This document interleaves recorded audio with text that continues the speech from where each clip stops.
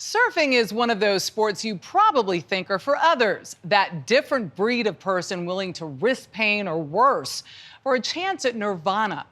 That's what David Litt thought too. The former presidential speechwriter and author of Thanks Obama is out with a new book detailing his desperate attempt to learn how to surf. And what he learned could also help heal some political divides. I feel like the thing about surfing is just getting to the wave is already look, they look the hardest thing. Yeah. Just 3 years after learning to surf himself, the student has become the teacher. Ready? Yeah. At 35, David Litt was old for a first-time surfer, comparable, he says, to learning the guitar on your deathbed. Ditch is the break. After a few attempts, it's not hard to see why. You're dealing with these very fundamental human emotions, right? These like lizard brain emotions of can I do this? Can I push myself to do it? Am I going to let my fear take control of me, or am I going to embrace the terrifying feeling and go for it? For Litt, it was out of character, to say the least. Describe your general disposition before surfing. Well, I've always described myself as like high functioning and high anxiety. In general, I'm the kind of person who can catastrophize a little bit. I'm prone to fear. Talk about scary. At 24 and fresh out of Yale, Litt landed a job as a junior speechwriter for President Barack Obama. I had what in Washington, D.C. qualifies as a comedy background, which means that I interned for The Onion one summer. And so that's enough in D.C. And so starting in around 2012, I was like the token funny guy in the White House. His portfolio included writing for the White House Correspondents' Dinner, like this bit with Keegan-Michael Key as the famously composed president's anger translator. Traditions like the White House Correspondents' Dinner are important. I mean, really? What is this dinner? And why am I required to come to it? Life after the White House wasn't as funny, and by 2020, Litt hit a low point. How desperate were you before you jumped on a board? It was after the peak of the pandemic when it kind of became clear that this was not a moment, it was an era. And I became depressed for the first time in my life. You know, I'd always had worries, anxieties, whatever you want to call it, but I'd never really been depressed before. And I do think one of the reasons I started surfing was it was a moment when I was probably the least happy with being me I've ever been in my life. And surfing was the thing that was the least like me I could imagine doing. So this was your first surf shop? This was the first surf shop I ever walked into. It started at Glide Surf Shop near his house in Asbury Park, New Jersey. The first surf lesson I ever took was with someone who works here at Glide. But ultimately, the person who taught me the most about surfing was my brother-in-law, Matt, who, in addition to, I mean, we're different in every conceivable way, but he's like a huge Joe Rogan guy, right? I used to write speeches for Obama. We don't see eye to eye on a lot of stuff. Definitely when the vaccine debate kind of exploded during COVID, I think that was a moment when the differences between us felt really meaningful.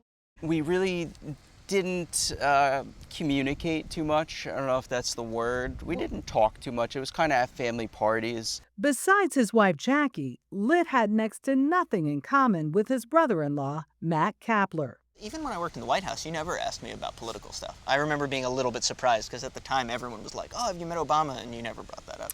Yeah, well, I was never into politics. Litt's a New York City kid. Kapler grew up on the Jersey Shore. What was it that was so different about the two of you? Can we get a close-up on our legs? Because I feel like I'm just looking at, like, I think this explains a lot. Right? An electrician by trade, Kapler spends his winters surfing the rough waters of this stretch of the Atlantic. 3 years ago, Litt started tagging along. Did you question why he was surfing? Oh, no, why would anyone not surf? That's more of a question. He began writing about his quest to conquer the waves, hoping to publish his journey of self-discovery. The book originally was just about me surfing, and then I remember the stuff that was exciting and funny and interesting to people, and including me, was the stuff about us surfing together. Like the book proposal had a thing about the first time we went surfing, and you took me out in that hurricane swell, and I almost died. The book's title, It's Only Drowning, recalls the sarcastic reassurance Litt got from Kapler during a particularly rough surf. The story takes them to wave pools in Texas and Hawaii's illustrious North Shore, all along hanging 10 and navigating their differing perspectives. What's the lesson of your experience together? I guess just not being so judgmental towards each other. Yeah, I think Matt's being nice. I think he's saying people like me should be less judgmental toward people like him. Essentially, yes. And you were okay with him writing this book about you? Yes. Because Why? you are the central character, I think. Well, for me, I got a bunch of free surf trips out of it, so it's like, there's no question in my mind. But even with all that bonding, they're still not quite on the same wavelength.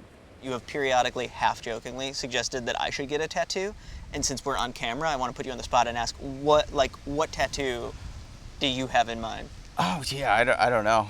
I'm sure you'd find something that you liked. Well, what would you want to put on him? Maybe like a Yale University symbol right there. That would be the most embarrassing tattoo in the history. Hardcore Yale student. Maybe embarrassing, but also right on brand. Like the first month I was surfing, came back every day from a lesson or a surf session, and my wife would be like, "So, did you have fun?" I'd be like, "Of course I didn't have fun. Are you kidding me? I'm like sore in muscles I didn't even know I had."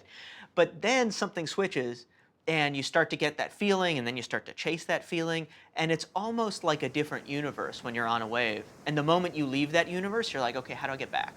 And that feeling, people can do a lot of weird things chasing that feeling. It is a feeling to Yeah. be chased. I mean, and not just the surfing of it, but that communication that happens between these two. I tell you, it was really inspiring. Yeah, I love the connection between them. Yeah, Great story, it was Michelle. real. And you had a little time on the board there, too. Yeah, It just wasn't a bad. little bit.